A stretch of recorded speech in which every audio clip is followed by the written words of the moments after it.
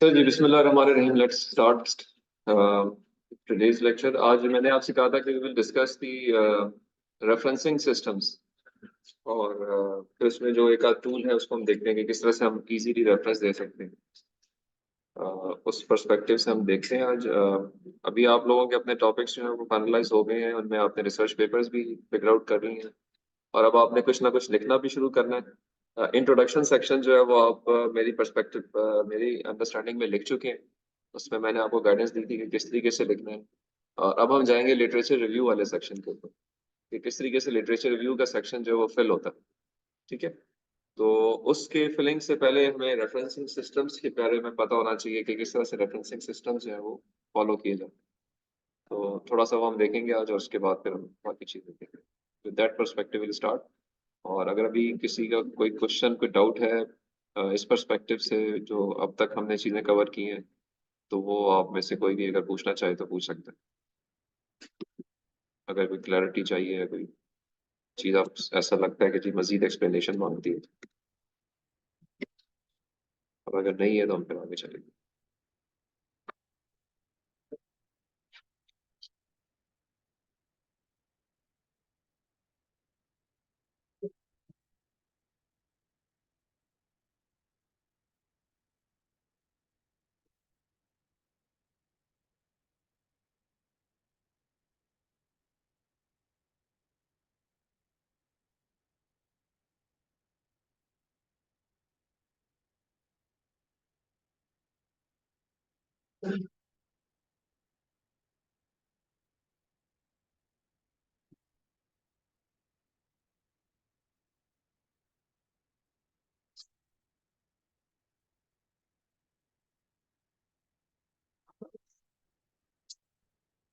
आ जाओ आ जाओ।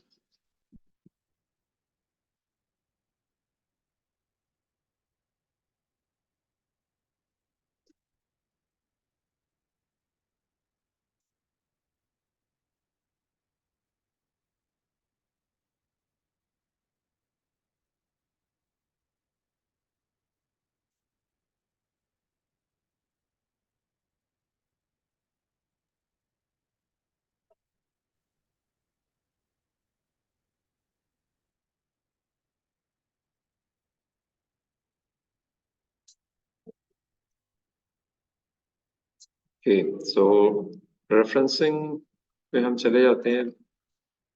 स्टार्ट करते हैं वहीं से और फिर उसमें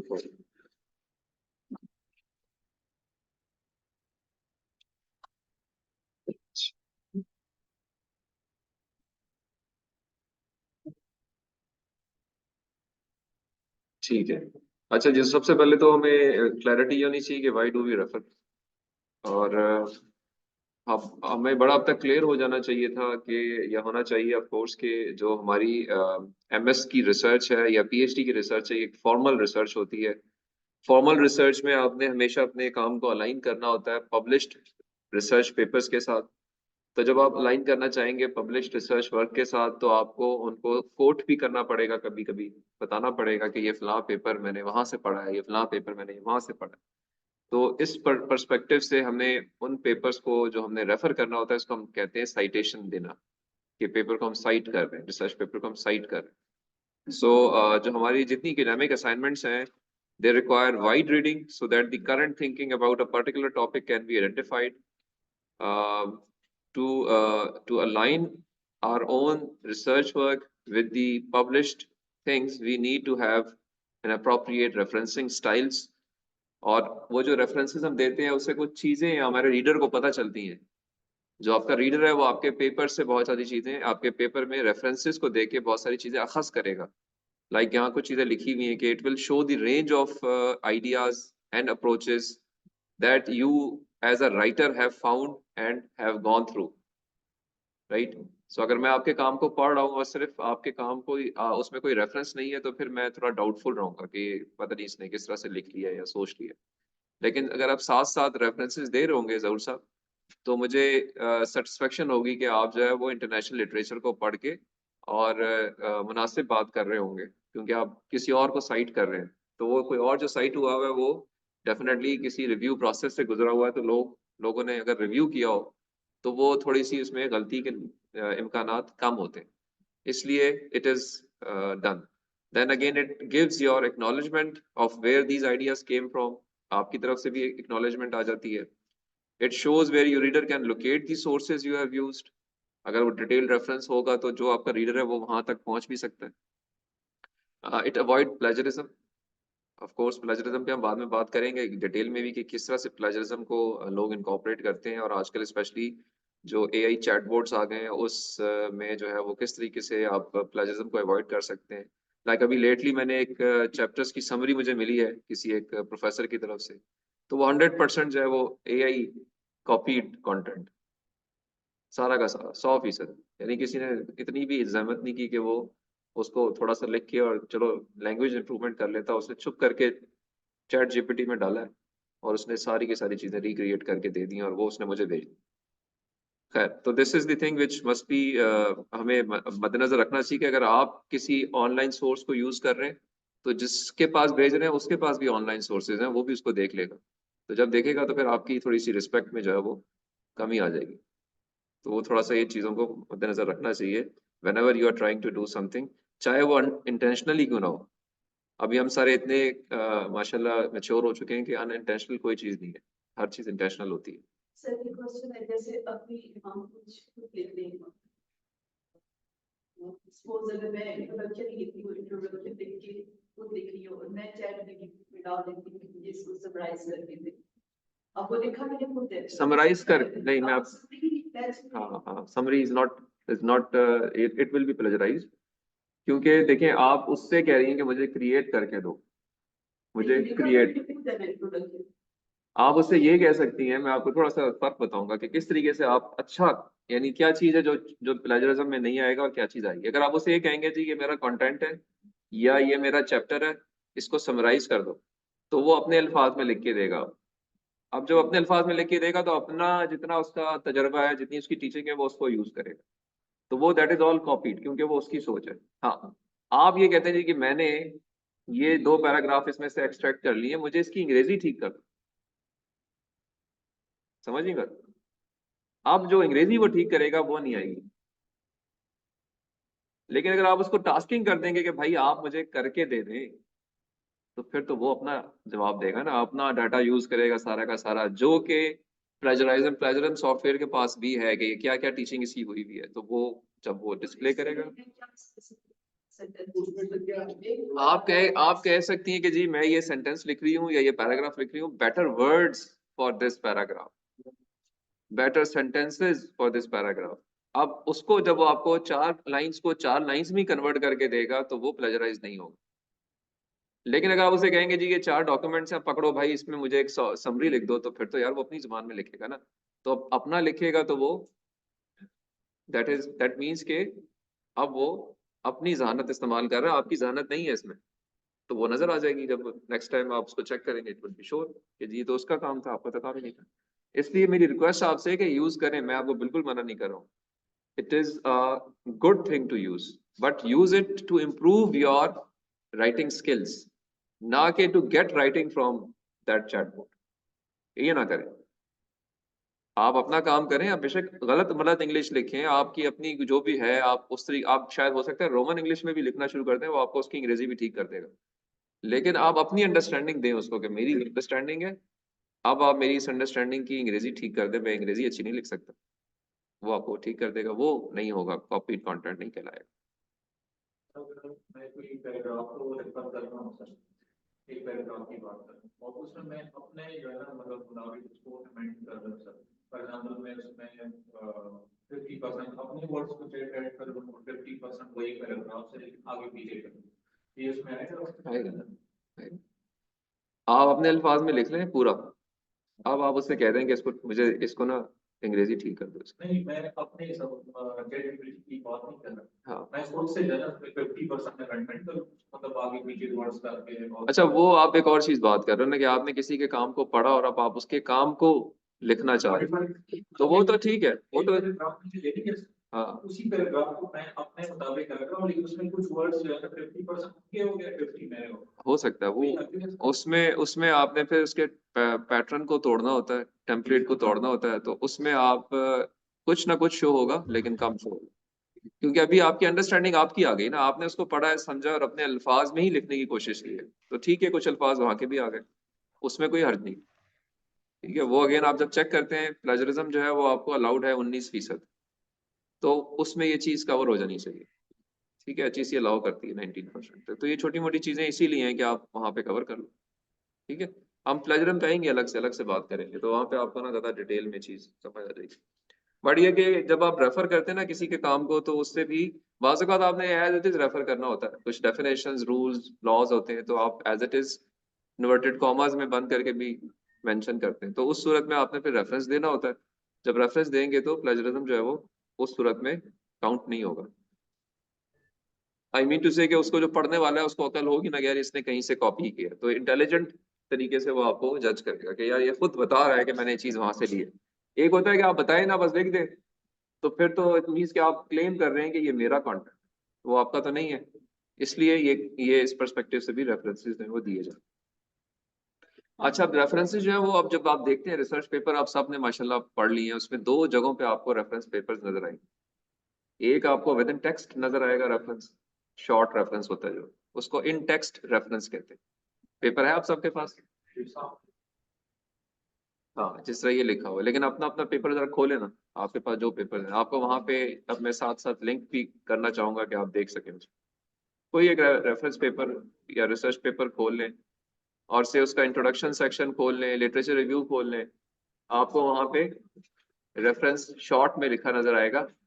इसको हम कहते हैं इन टेक्स्ट रेफरेंस, और इसका बिब्लियोग्राफिक रेफरेंस या डिटेल्ड रेफरेंस होता है एंड पे। अगर आपने लोकेट करना हो तो वो आपको एंड पे मिलेगा, लेकिन विद इन टेक्स्ट जो है वो शॉर्ट शॉर्ट नजर आएगा। और वहां पे आपको दो प्रोबेबल प्रोबेबल दो तरीकों से नजर आएगा, दो मोटे तरीके हैं जो कि फॉलो किए जाते हैं रिसर्च डोमेन में। तो पहली बात है कि हम कब रेफरेंस देंगे, हम रेफरेंस देंगे जब पैराफ्रेज करेंगे, जो कि आपने बात की, उसको कहते हैं पैराफ्रेज। किसी और से कुछ लिया लेकिन अपने अल्फाज में कुछ मिक्स करके आपने लिखा, उसको पैराफ्रेजिंग कहते हैं।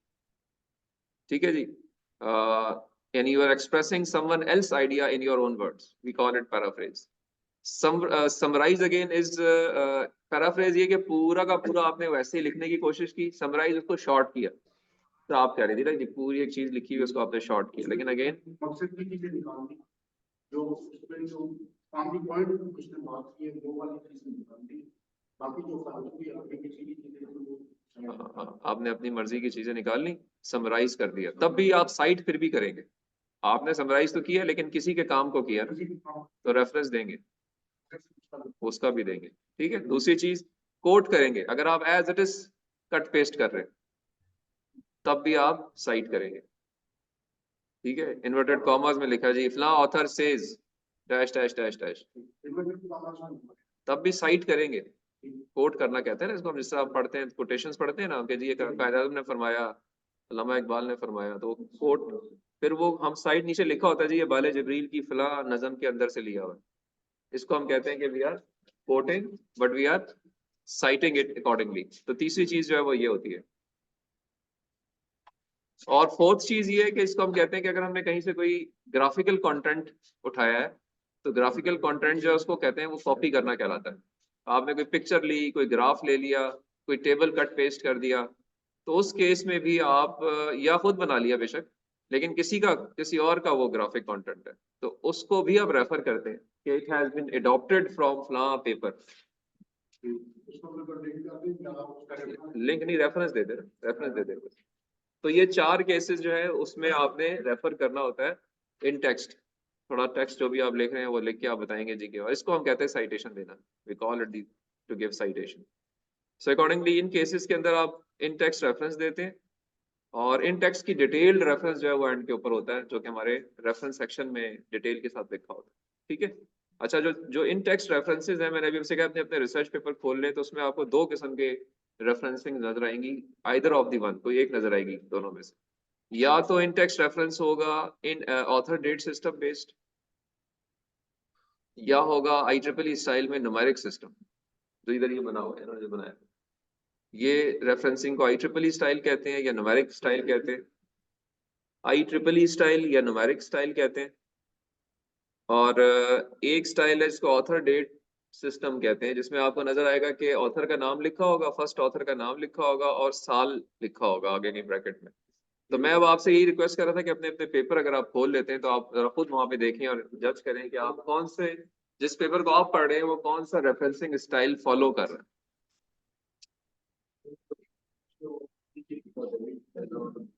मैं वो बताता हूँ वो क्या चीज होती है। वो is it's something else, that is how you right literature review.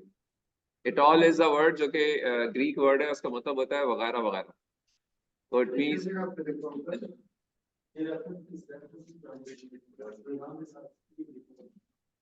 उस पे आप अभी ना जाए, फिलहाल तो आप सिर्फ रेफरेंसिंग स्टाइल देखें कि कौन सा स्टाइल है। इंट्रोडक्शन का सेक्शन खोल लें, लिटरेचर रिव्यू का सेक्शन खोल लें। सर आप भी खोल लें, अपने बेशक लैपटॉप पे खोल लें, मोबाइल पे खोल लें, अगर हार्ड कॉपी खोल लें ताकि आपको नजर तो आए ना कि क्या चीज़ है। और same why request to the online participants भी, अगर कोई हैं जी, 5 लोग शो हो रहे हैं, तो आप सब लोग भी काइंडली अपने अपने रिसर्च पेपर्स को खोल लीजिए। और हम नवाजिश, शमशेद और आईफोन वाले भाई, यस सर, खोल लिए सर। तो आपको वहां पे ना कोई एक स्टाइल नजर आएगा, इधर it would be a author date system और it would be a numeric system. Now I will ask you कि आपको कौन सा सिस्टम नजर आ रहा है, पहले तो आप देख लें, जरा गो थ्रू करें इंट्रोडक्शन सेक्शन को और लिटरेचर रिव्यू सेक्शन।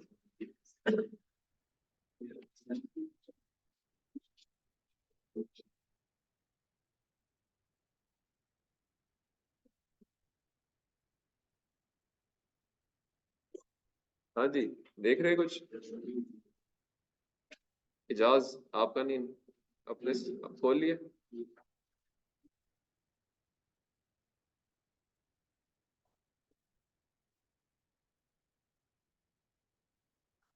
अच्छा जी, तो अभी आपको क्या क्या नजर आ रहा है? अगर मैं पूछूं एक तरफ से जी अब्बास, आपका कौन सा? नहीं मुझे नहीं दिखाएं, आप बताएं।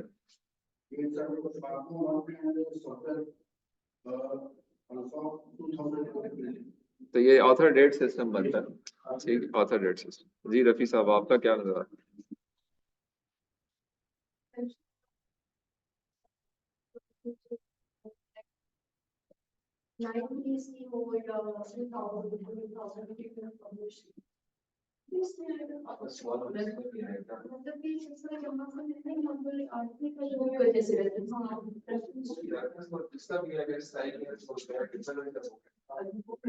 वो मैं आपको बताता हूँ कि अंदर किस तरह डिटेल कैसे दी करती, but I am just asking कि either of the two has to be used.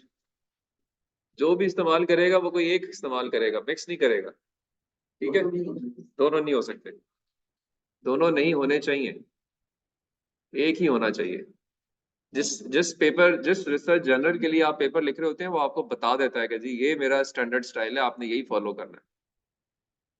Either of the two will be mentioned.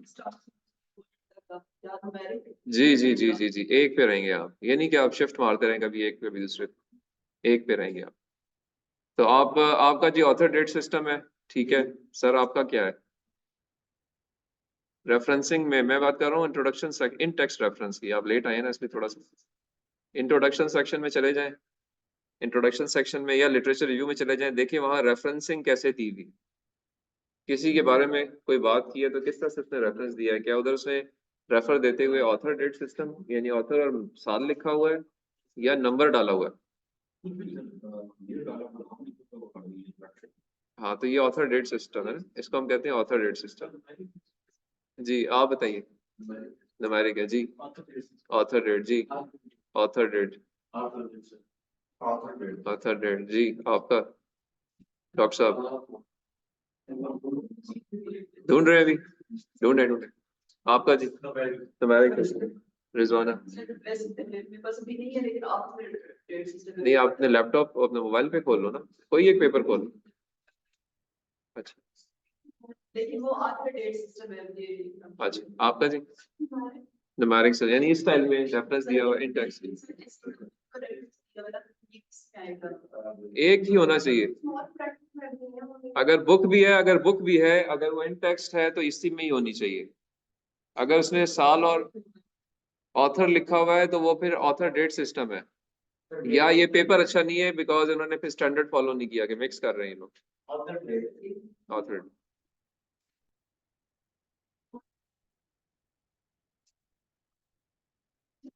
General paper में आपका डेट सिस्टम होता है कि रेगुलर में ये कंपलसरी वाला जनरल में कंपलसरी इस तरह होता है कि अगर आप किसी की कोई बात कर रहे हैं तो उसके काम को साइट करेंगे।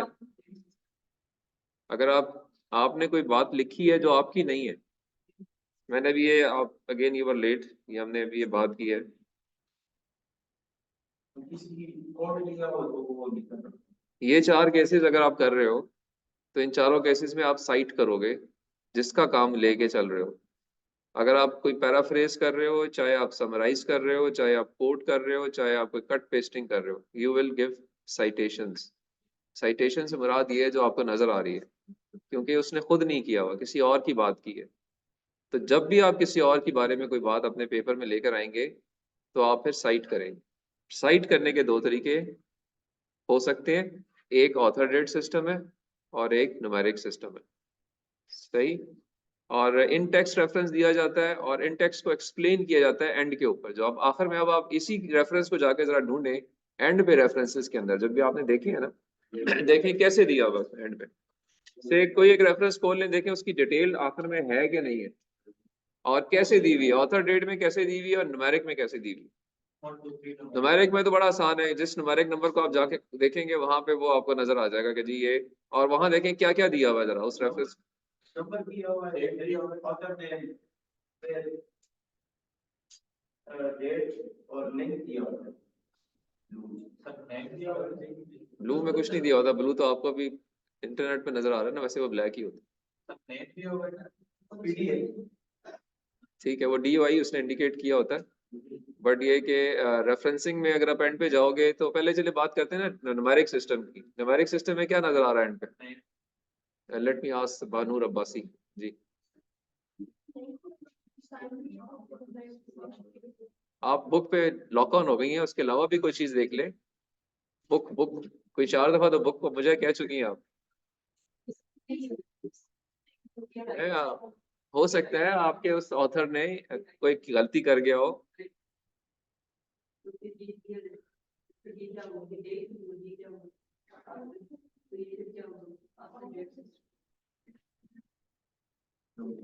अच्छा, न्यूमेरिक स्टाइल में आप एंड पे क्या क्या है, आखिरी जो रेफरेंस जब उसको आप खोलते हैं जाके कि ये डिटेल रेफरेंस क्या है, उसमें क्या चीज दी है उन्होंने? जी जाज, आप से मैं पूछता हूँ, पहले इनसे पूछूं, इनको भी सुन लेना जी। नेम दिए हुए, नेम किसके होंगे? ऑथर्स के नाम होंगे ना, तो ऑथर्स नेम। ठीक है, और क्या है? साल है। सब्जेक्ट क्या होता है? सब्जेक्ट लेंथ, लिंक, अच्छा लिंक दिया हुआ, ओके। चले और देखें, एक आध को और देखें, किसी और में भी देखें। मैडम मैं एग्जांपल आपको बड़ी डिटेल में दूंगा, फिक्र ना करें। पहले मैं आपसे पूछ रहा हूँ कि आप जरा अपनी एक अंडरस्टैंडिंग देख लेना, फिर मैं आपको इधर रेफरेंसेस सारे दिखाता हूँ। Don't worry on that. और इसमें सारे नेम्स है, ईयर है, सब्जेक्ट है और फिर लिखा है IEEE एक्सेस और एड सामा और ओके, IEEE एक्सेस जर्नल का नाम है, फिर आगे इशू नंबर, वॉल्यूम नंबर होना चाहिए, एक्सेस डेट। एक्सेस डेट दी हुई है। अच्छा, एक्सेस डेट दी हुई है, हाँ जी। बाकी अच्छा चले, ये तो हो गया न्यूमेरिक सिस्टम। अब ऑथर डेट सिस्टम पे आप देखें कि उधर क्या क्या दिया हुआ है एंड पे। या से आप लोकेट कैसे करेंगे? आपको नजर आया अपनी वो बुक नजर आई है ना, उस बुक को एंड पे देखें कि पूरी डिटेल क्या है, वहां क्या क्या दिया हुआ है और कहाँ कैसे पहुंचेंगी आप वहां तक, ये सवाल है।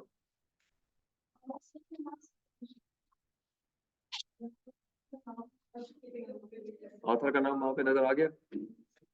अच्छा चले ढूंढे, के मलिक मिल गया, ठीक है। और आगे क्या लिखा हुआ है उसमें, डिटेल्स क्या है?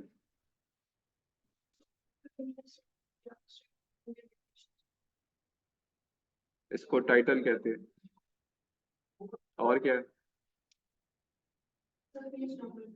पेज नंबर्स हैं बस, दैट्स ऑल, या कुछ और भी है? कोई और? जर्नल का नाम है, तो आप तो कह रही थी किताब है। नहीं, अभी आपने थोड़ी देर पहले खुद ही कहा कि ये किताब है, लेकिन रेफरेंस पढ़ के बता रही है कि जर्नल का नाम।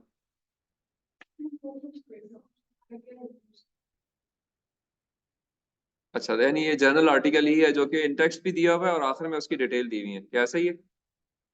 ठीक है, जर्नल आर्टिकल है। तो बाकी बाकियों ने भी देख लिया जी, सबको नजर आ रहा है? यानी यहाँ से जो चीज समझ आ रही है वो ये कि जी कुछ चीज इन टेक्स्ट में शॉर्ट दी होती है, उसकी डिटेल आखिर में दी होती है, और उस डिटेल में कुछ स्टैंडर्ड फॉलो किया होता है। कोई चीज होगी, कुछ चीजें देनी होती है, कुछ चीजें नहीं देनी होती। ठीक है। अच्छा, अब ये बड़ी इंपॉर्टेंट अंडरस्टैंडिंग है यहाँ पे कि ये जो एंड पे रेफरेंस होता है या जो इन टेक्स्ट रेफरेंस होता है, ये आपके काम की क्वालिटी को जाहिर कर रहा होता है। क्यों? क्योंकि रेफरेंसिंग के स्टैंडर्ड्स हैं। स्टैंडर्ड्स से मुराद ये है कि स्टैंडर्ड जो होता है वो क्या होता है, वो आपको बता देता है कि जी फुल स्टॉप, कॉमा, किधर किधर आना है, क्या क्या चीज आनी है। ठीक है। स्टैंडर्ड तो हर चीज एक्सप्लेन करता है ना।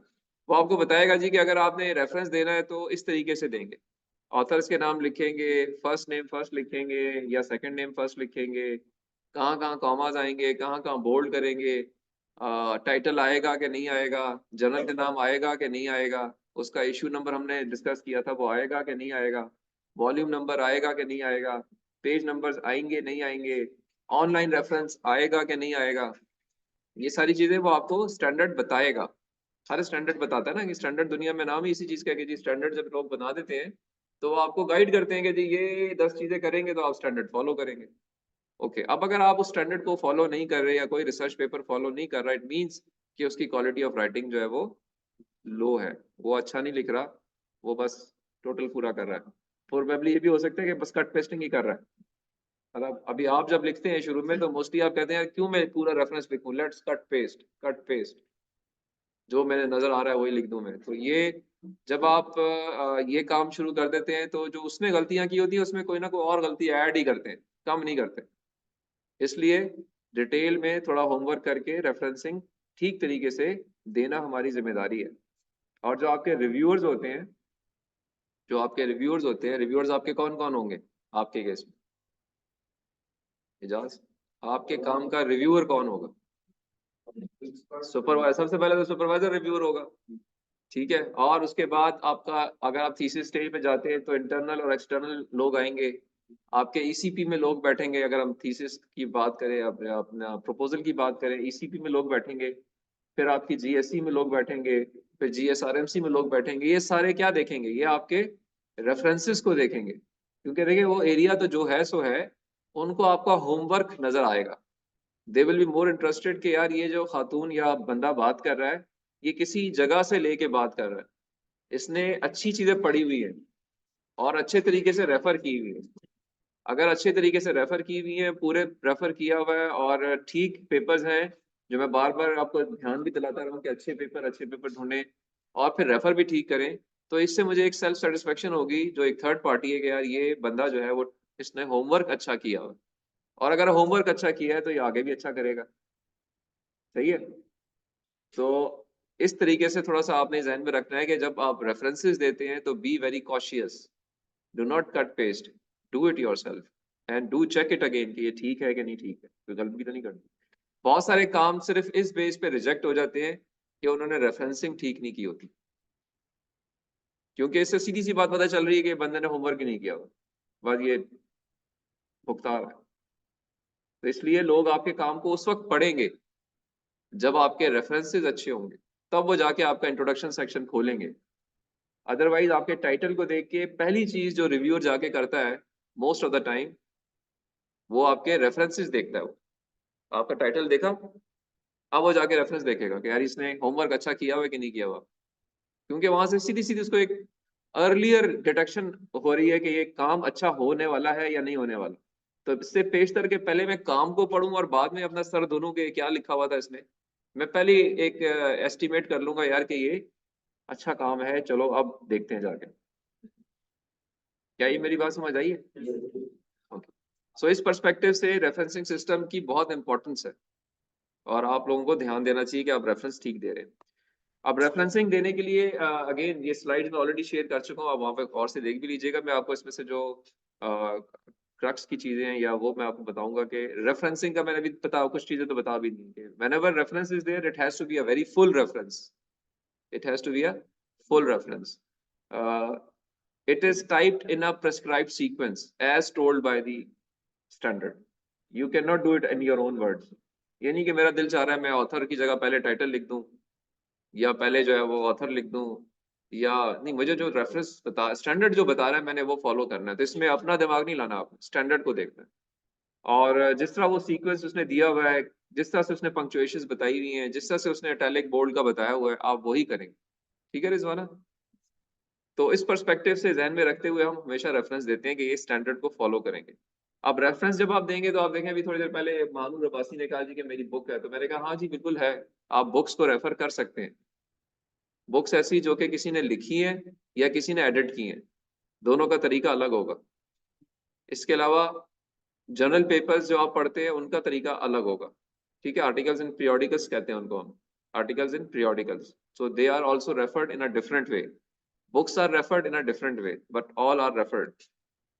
इसके अलावा भी आपको अगर किसी किताब का कोई चैप्टर भी रेफर करना है या कोई सेक्शन भी रेफर करना है, तो उसका भी तरीका स्टैंडर्ड बताता है. ठीक है, कोई पैम्फलेट, कोई ट्रैक, कोई वीडियो, कोई ऑडियो, कोई खाल, anything which you are consulting during your research and you like to cite it, standard will tell you how to do it. हमें याद नहीं करना. अगेन एक चीज यहाँ पे जब पॉइंट, याद नहीं करना कि यार मैंने इस तरीके को याद कर लेना, नहीं. सिर्फ मुझे पता होना चाहिए कि भाई मैंने रेफरेंस देते हुए एक स्टैंडर्ड को कंसल्ट करना है. तो अगर आपके दिमाग में ये होगा तो फिर आप ठीक कंसल्ट करेंगे, नहीं होगा तो फिर गलत मलत करेंगे, कट पेस्ट करेंगे. ठीक है, तो इस पर्सपेक्टिव से आपको ये एक सिर्फ याददानी या कहें कि इम्पोर्टेंस कह लें, या मैं कहूँ कि मैं आपको हाईलाइट करना चाह रहा हूँ कि आप रेफरेंसिंग जब भी दें स्टैंडर्ड को फॉलो करें, और हर चीज के बारे में रेफरेंसिंग स्टैंडर्ड आपको बताएगा. सर ये स्टैंडर्ड्स को बोलते हैं. अब स्टैंडर्ड पे मैं आ जाता हूँ ना. स्टैंडर्ड तो मैंने आपको दो तो बता दिए कि दो मोटे स्टैंडर्ड्स हैं. कौन कौन से हैं जो यहाँ लिखे हुए हैं? ऑथर डेट सिस्टम है और न्यूमेरिक सिस्टम है. अब जैसे अब ये क्या है, अब ये क्या है वो मैं आपको बता रहा हूँ ना. उस पे तो आते हैं, थोड़ा सा उस पे तो आ रहे हैं ना, तो आहिस्ता आहिस्ता ही चलते हैं ना. ठीक है, यकमुश्त तो आप छत पे नहीं पहुंचते, पहले पहले फ्लोर पे जाते हैं, फिर दूसरे फ्लोर पे जाते हैं, और अगर बुर्ज खलीफा है तो शायद 300 फ्लोर हैं. अच्छा जी, सो अब इसमें जो दो मेजर सिस्टम है, author date system, numeric system, इसके छोटे सब सिस्टम्स भी हैं कोई माइनर वेरिएशन के साथ. ये दो मेजर यही हैं, बट इनकी कुछ माइनर वेरिएशंस कुछ जर्नल्स ने, कुछ बुक्स ने बनाई हुई. अब लाइक ऑथर डेट सिस्टम के कुछ सिस्टम, सब सिस्टम्स में Harvard system, APA style, MLA style, ये सारे हैं ऑथर डेट सिस्टम. क्या कह रहे हो? एपीए को एपीए ही कहते हैं बस. एपीए स्टाइल है, नाम है उसका, नाम है. APA style is name of style, और वो इस स्टाइल का एक नाम है. अब वो उसकी डिटेल्स क्या है वो आप खोल के देख सकते हो कि एपीए के अंदर होता क्या है, बट होगा ऑथर डेट ही. फर्स्ट नेम की जगह सेकंड नेम कर दिया होगा. आप फोन कर रहे हो भाई? अच्छा, चलें. तो जो आप ये कॉन्सेप्ट है, बट से हार्वर्ड में ऑथर फर्स्ट नेम फर्स्ट हो सकता है, तो एपीए में सेकंड नेम फर्स्ट हो सकता है.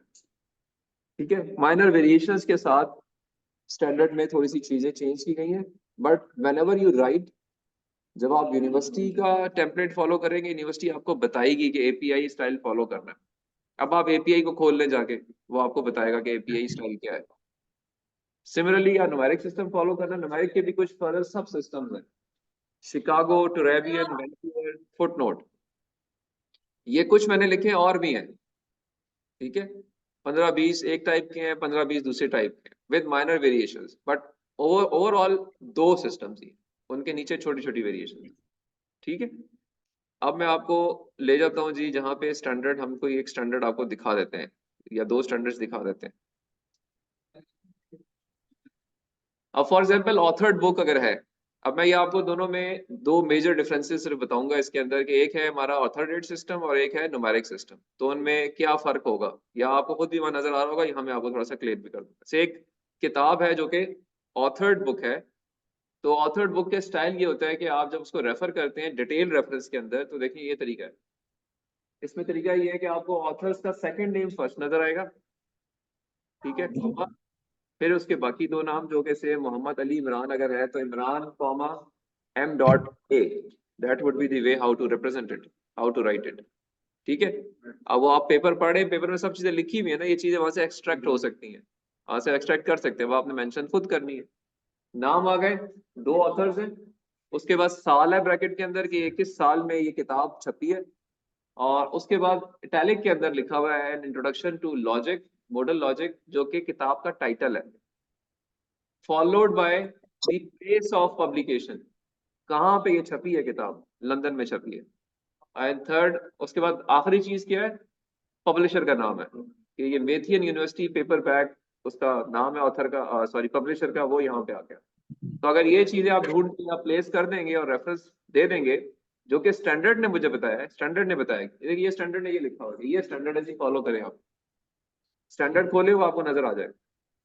स्टैंडर्ड आजकल बड़ा इजी है टू एक्सेस एनी स्टैंडर्ड, आप सिर्फ गूगल करेंगे आपको स्टैंडर्ड की डॉक्यूमेंट मिल जाएगी, वहां से आप देख के फॉलो करना शुरू कर दें, याद नहीं करना बट इसको फॉलो करें। तो ये किताब ऐसे रेफर होगी, सारे लाइन है जी। अच्छा इसमें और अब ये है ऑथर डेट सिस्टम, और जो IEEE स्टाइल है उसमें सिर्फ एक फर्क आता है कि ये जो साल है ये साल एंड पे चला जाता है, ठीक है। अगेन याद नहीं करना, मैं बता रहा हूँ आपको, याद नहीं करना, सिर्फ ध्यान में रखें कि there would be some difference, numbering तो होगी बट डिफरेंस ये होगा, ठीक है।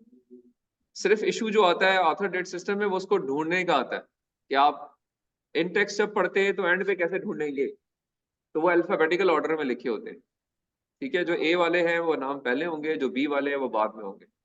तो अगर आपने एक पेपर रेफर किया जो कि जी से शुरू हुआ है, से जुलॉस्की नाम है किसी ऑथर का, पहला पेपर आपका रेफरेंस में आ गया, तो वो पहले नंबर पे नहीं होगा, वो Z के साथ होगा एंड में जब जाके ढूंढेंगे, ऑर्डर में, अल्फाबेटिकल ऑर्डर में होगा, सही है।